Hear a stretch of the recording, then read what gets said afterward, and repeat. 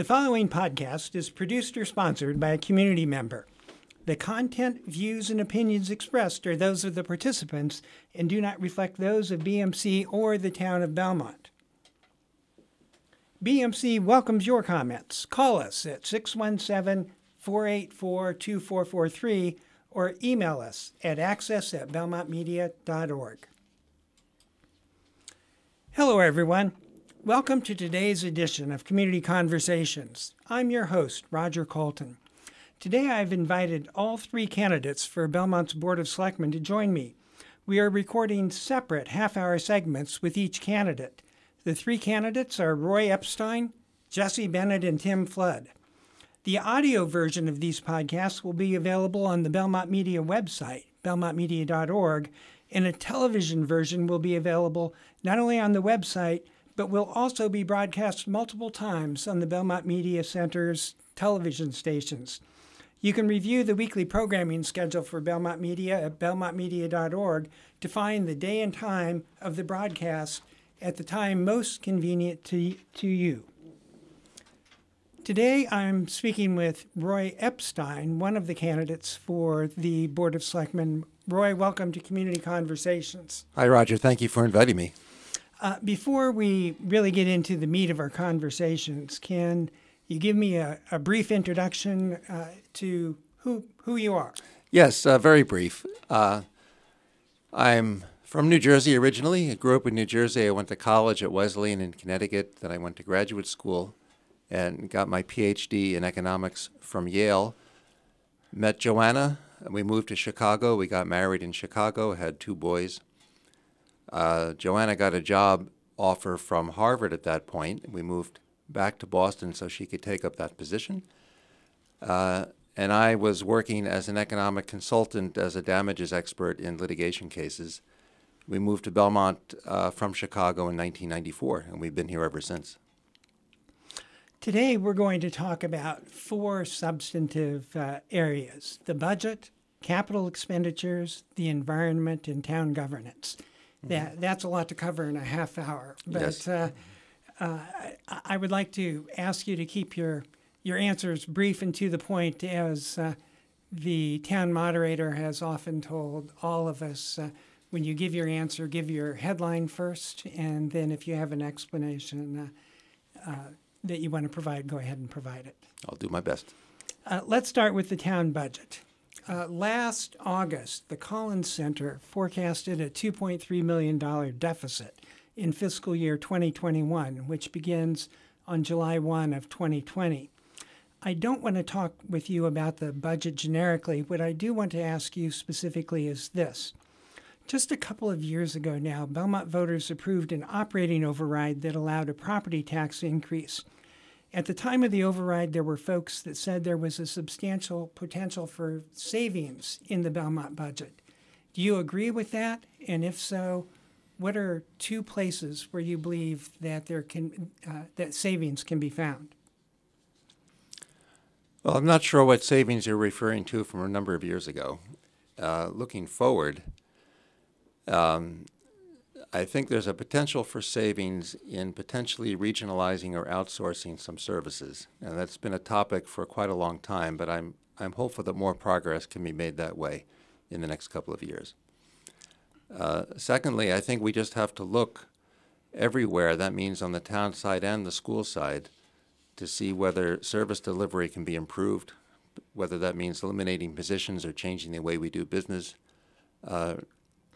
I'm fearful about cutting services because we've cut a lot of services already, but finding efficiencies is something we always have to be looking out for. Okay. In its 2015 report to town meeting, so going back a couple of years, the town's warrant committee, which you didn't chair at the time, but you now chair, reported that fire suppression constitutes nearly 90% of Belmont's fire department budget. In contrast, out of the roughly 4,700 incidents in which the fire department responded to, only 2.4% involved fires. Another 50% involved ambulance, and another 20% involved life support. Given that data, How do you respond to the notion that perhaps it's time to move to a public safety department rather than having separate fire and police departments? I'm not sure what the potential for savings from combining the two would be, because the fire and police services are separate services. There's a lot of overlap within the fire department between fire suppression and emergency response, because it's the same staff often that make those calls. So there's one question about whether the fire department operations could be further streamlined, but whether there's a lot of potential for combining police and fire, I'm not so sure. Okay, let's talk about the capital budget. And I'm not going to respond with questions. It's not that I'm not listening to you, but I want to make these conversations as identical as possible between candidates. Sure, but Roger, if I could add, given the urgency of the budget issues that are facing us, I don't think we should exclude any topic from consideration. So when I say I don't think it's likely, I still think it should be examined, and then we'll see where it goes. Okay. Well, let's talk about the capital budget for a minute. The library board or the library building committee has hired an architect, and the intent is to build a new library on the existing location on Concord Ave. A couple of years ago, the cost of a new library was projected to be $23.4 million if construction began this year in 2019. Do you agree with the recommendation that Belmont move forward with a new library, and if so, when? Well, the building committee has been formed, and I believe they should present a proposal as soon as they're able. Given the magnitude of the cost, and in the end it may be more than $23 million when this proposal is really fully developed, it's something that will require a debt exclusion. And that's an open question about when is the best time to present a debt exclusion that has the best chances of passing. I would like to see a new library, but since it would probably require, or almost certainly require, a vote from the electorate, the question is how can we be most confident that that will be successful? Okay, and do you have an idea in your own mind of when that might happen? Not specifically. It is unfortunately probably likely that an operating override will be necessary fairly near. As you mentioned, Collins Center has identified a deficit that may emerge already in fiscal 21. I don't know that the voters have an appetite for an operating override and a significant debt exclusion for the library at the same time, but that certainly has to be a topic of discussion. The library itself, as I understand it, still will take some time to finalize their design on the site, and there's going to be a significant component of fundraising which still has to be identified and figure out what the potential is for private fundraising, so the size of the debt exclusion will be clear. So, that's not going to happen this year, or maybe not even next year. So I think it's probably likely to be fiscal, let me get my numbers straight, probably around fiscal 21 or 22 at the earliest. But I think the main thing is to develop a proposal that has the greatest likelihood of success. Okay, and let's go back to the override for a minute, because I did skip over that. A couple of years ago, the town passed an override, approved an operating budget override, and it was projected to last a number of years, and we've squeezed out some extra years. Am I on track thus far? Yes. When do you expect that override to run out, if I can use that terminology? When do you expect to need to go back for another override, an operating override? Well, it may be as early as next spring, because the original override was projected to last 3 years, and we've gotten 5. We're going to get 5 out of it, but I don't think we're going to get 6.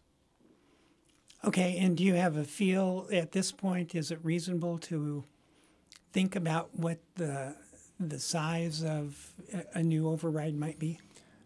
I think we have to start thinking about it, but I don't have a number in mind just yet. I haven't tried to identify that yet.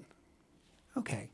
One of my questions, it has to do with both an operating override and a capital budget debt exclusion.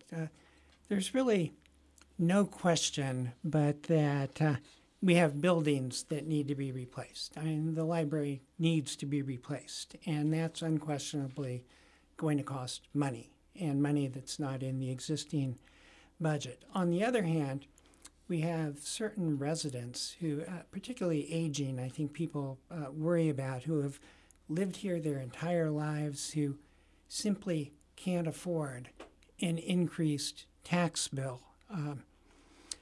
As a member of the Board of Selectmen, of course, you would be in the middle of balancing those competing considerations. How do you do that? What can you do when there's money that has to be had and people who can't afford to pay it? Well, that, of course, Roger, is one of the most difficult questions that the Board of Selectmen has to deal with. And my own thinking at this point is to work from at least two different directions. Just from talking to a lot of seniors and going door to door during this campaign, it's clear that seniors are differently situated. There are people who are financially well off. There are people who are financially struggling, let's say. There are people who would like to stay in their own home. There are people who would prefer to downsize to something that's more manageable and maybe more suited given just their physical or medical conditions as they age. So there are many different types of requirements for different people. I would like to see development of additional housing that would be suitable for people who would like to stay in Belmont but in a smaller and more manageable place. And at the same time, I've been given a lot of thought to what possibilities there may be to make it easier for somebody to stay in their own home. And I can tell you that I've been talking to certain banks in Belmont to explore the possibility for new financing options.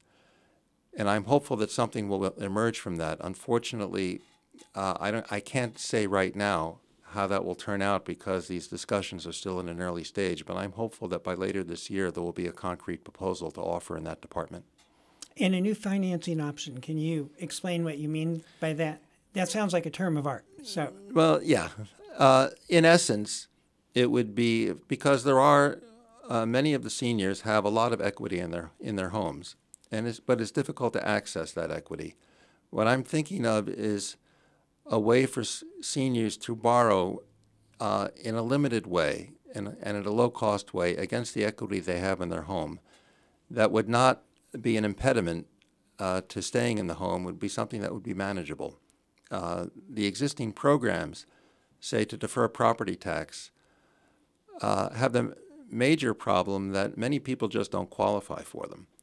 So I'm trying to think of a program that would actually have a pretty broad base of eligibility and would allow seniors to address the most pressing financial needs at a reasonable cost. And that's my project for the next few months. That's great. Thank you. Let's move to talk about the environment for a couple of minutes. Sure. Not too long ago, the U.S. Environmental Protection Agency released its assessment of water quality for the Mystic River watershed. Mm-hmm. And the EPA found that of the 21 communities in the Mystic River watershed, Belmont's waterways in particular were in horrible shape. One of the primary sources of the offending pollution was what EPA called uncontrolled urban stormwater runoff. Mm-hmm. Nearly all state and federal programs that provide money to help local governments upgrade stormwater systems require matching local dollars. But because Belmont's current system of paying for stormwater is through its rates, and rates are not considered to be viewed an adequate funding stream, Belmont can't use its rates to obtain state and federal grant funding. Given this, would you support the creation of a stormwater utility to improve the quality of Belmont's stormwater runoff?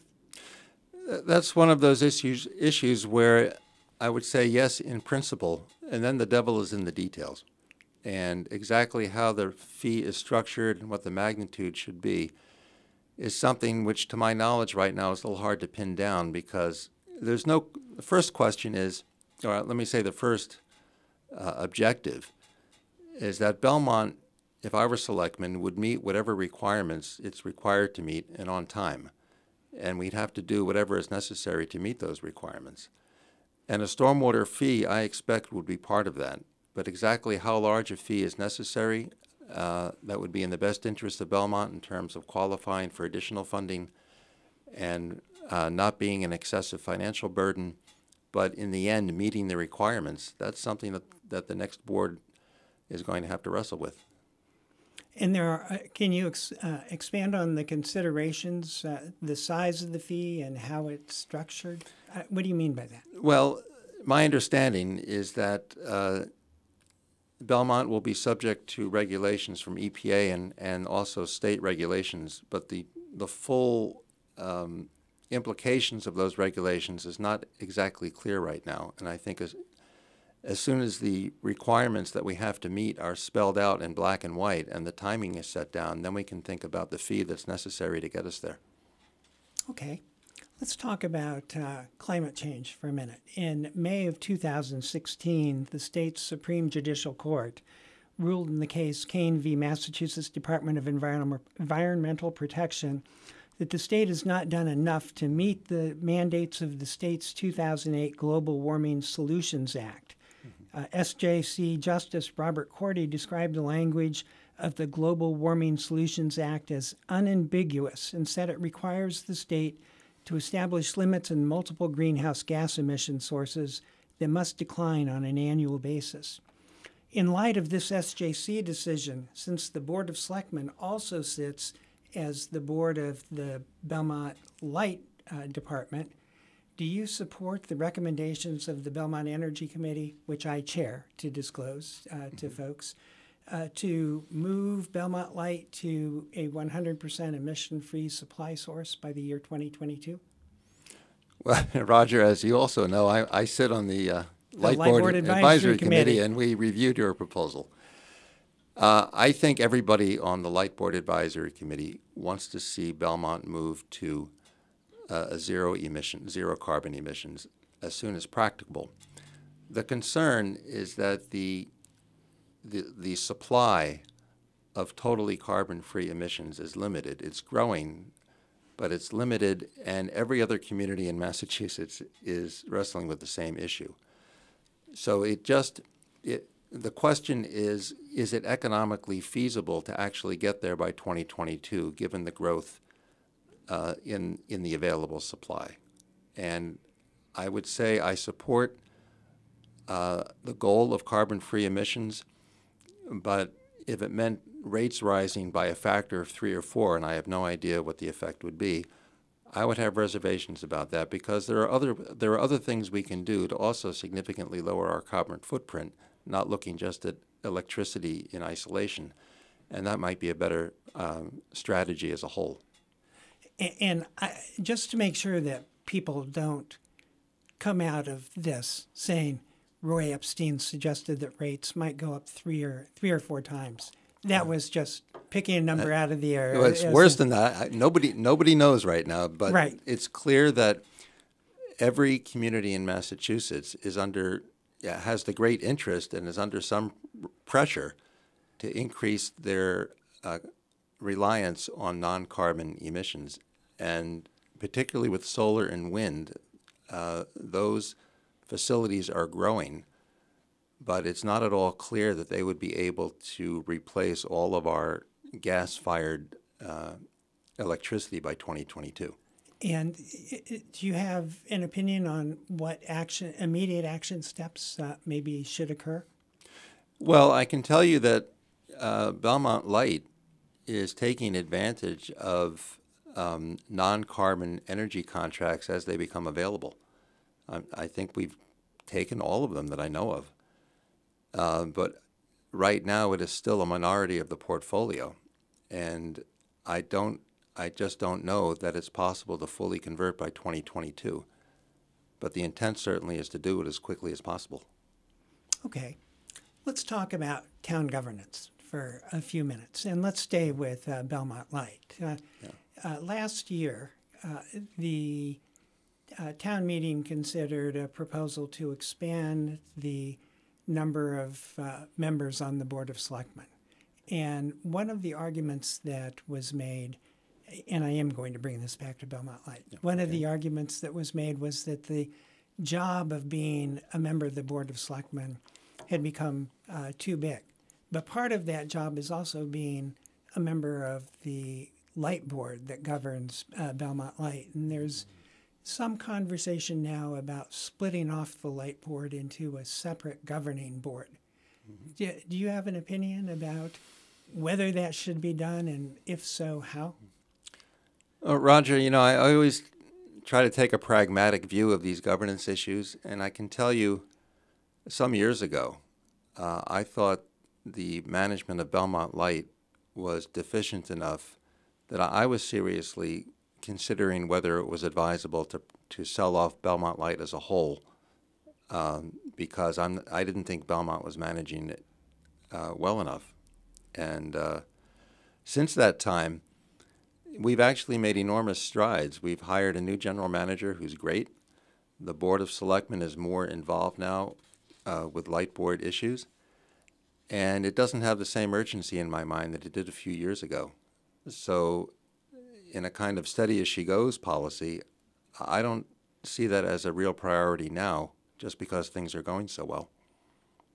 Okay. Are there other offices in town government that are currently elected that you believe should instead be appointed, or would you leave things elsewhere in town government the same as well? Are you thinking of a specific office? The town treasurer, I don't want to get my biases out here, but the library board, the cemetery commission.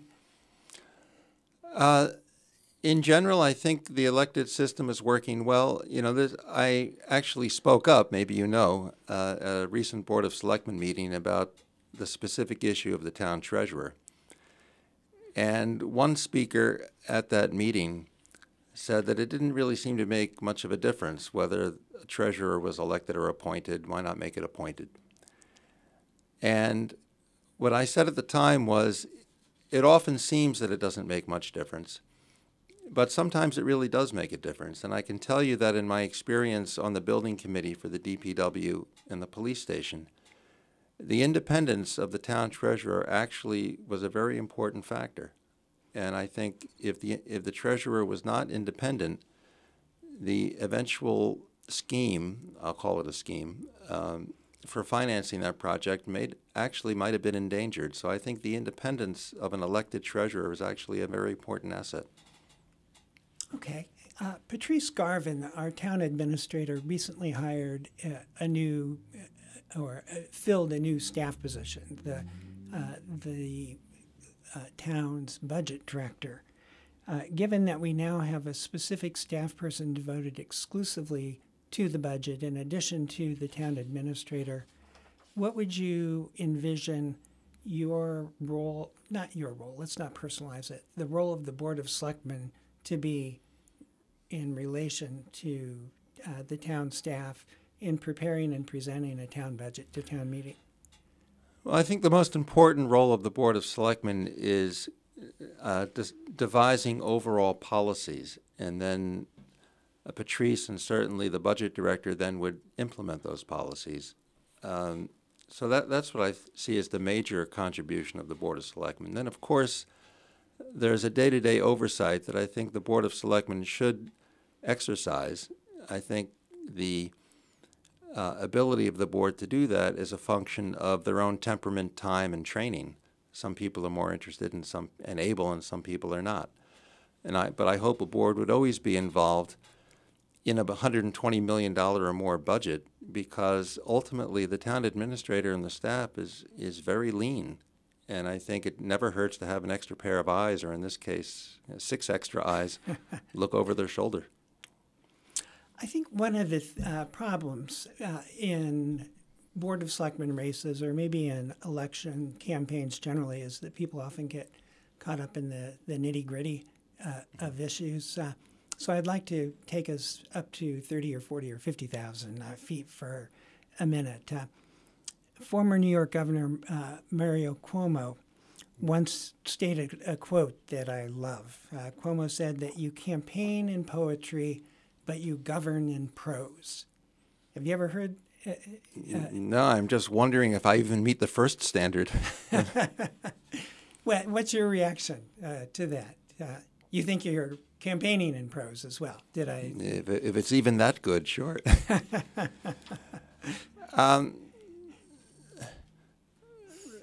I'm wondering how to answer that question. I'm not sure if poetry means making kind of lofty statements that could never be implemented. I guess I'm not that kind of person. I think about, especially when you live in a place for 25 years and you talk to a lot of people, you think, well, what's good and what needs fixing?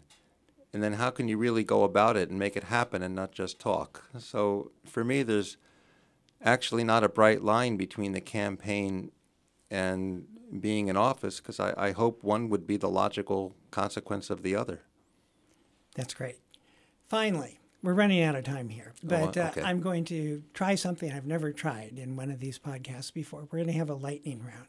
Okay. And this is just for fun, really. And I'm going to give you 2 choices, and without explanation, let's hear your choices. Okay.